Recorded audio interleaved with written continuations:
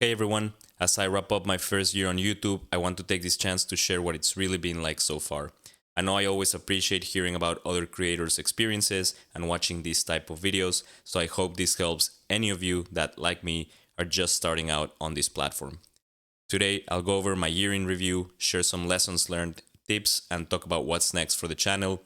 So sit back, relax, and let's get into it. To give you a clear picture, I launched my YouTube journey with my first video on December 18th, 2023. Over the past year, I've posted 49 videos, each ranging from 10 to 20 minutes long. And thanks to some audience support and a bit of help from YouTube paid ads, which I'll get to later in the video, I've grown to 1,149 subscribers and accumulated around 2,700 watch hours. So yes, I'm not monetized yet. As some of you might know, YouTube's requirements for monetization of long-form videos demands at least 1,000 subscribers and 4,000 watch hours within a year. There's also a lower monetization threshold, which requires only 500 subscribers and 3,000 watch hours and unlocks features like memberships and super chats. So I am close to hitting this lower threshold, but really many creators, including myself, are all aiming for the final threshold to be able to enable ads on videos and start earning money that way. Yay! Now, while I have hit the subscriber mark, reaching the 4,000 watch hours is proving to be a lot harder than I anticipated. So I'm still working very hard on that. However, I am happy to share that even though I haven't monetized through YouTube yet, I have earned an impressive $200 through affiliate marketing for some digital tools that I have created content on. While it is not much, it is a start, and I am happy to at least have something to show for all my efforts in the past year. Because if you are a YouTuber or just starting out, you know, or probably found out already, that this is a lot harder and takes a lot more time than you may have realized in the beginning. Finally, just to be thorough, the main tools I use to create my videos are OBS for screen recording, CapCut for video editing, Taskade to help with script writing when I need it, and Canva for thumbnail design. Now, let's dive into some of the hard-earned lessons and tips I picked up along the way that I believe can help you on your own YouTube journey. Let's first talk about YouTube ads. Are they worth it? Should you invest in them as a new YouTuber? So I've experimented with YouTube ads 4 times over the past year. 3 of these ads were aimed at audience or subscriber growth, and 1 focused on boosting views for a specific video. You can see also how much I spent on each of these ads. But really, at first glance, using ads seemed like a quick way to amplify my channel's reach. However, I quickly discovered that this approach often does more harm than good.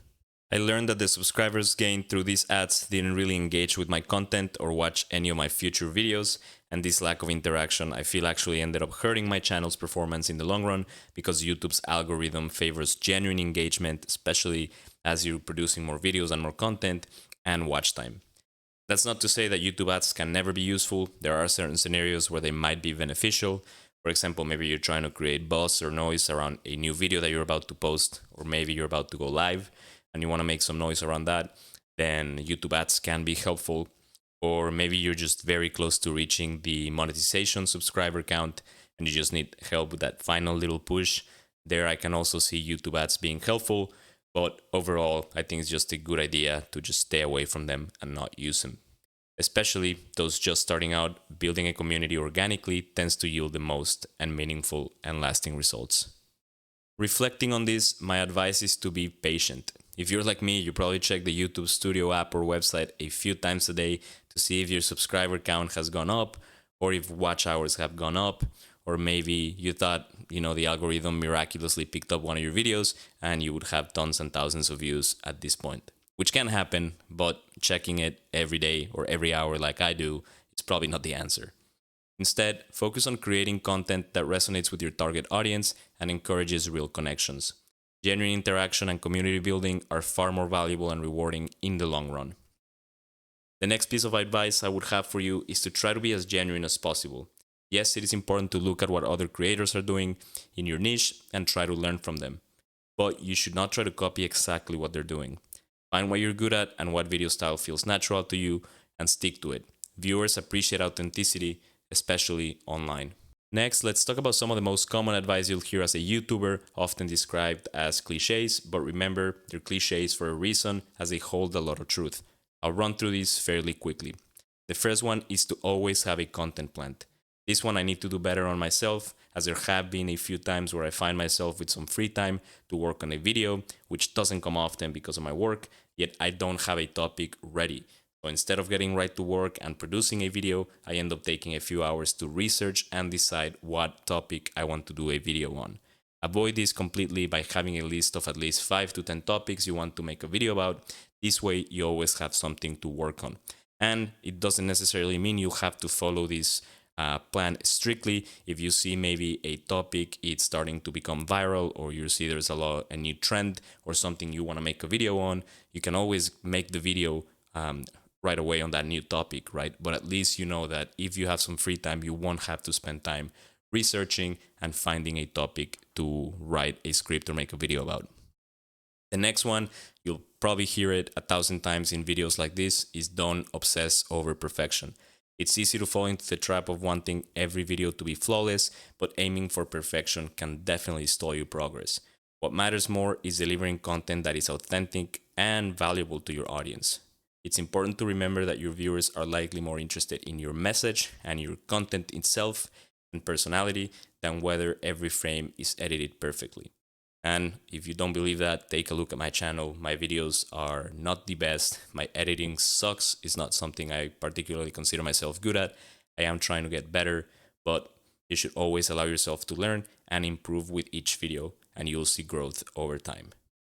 Lastly, and in the same line of thought, don't become obsessed with the process.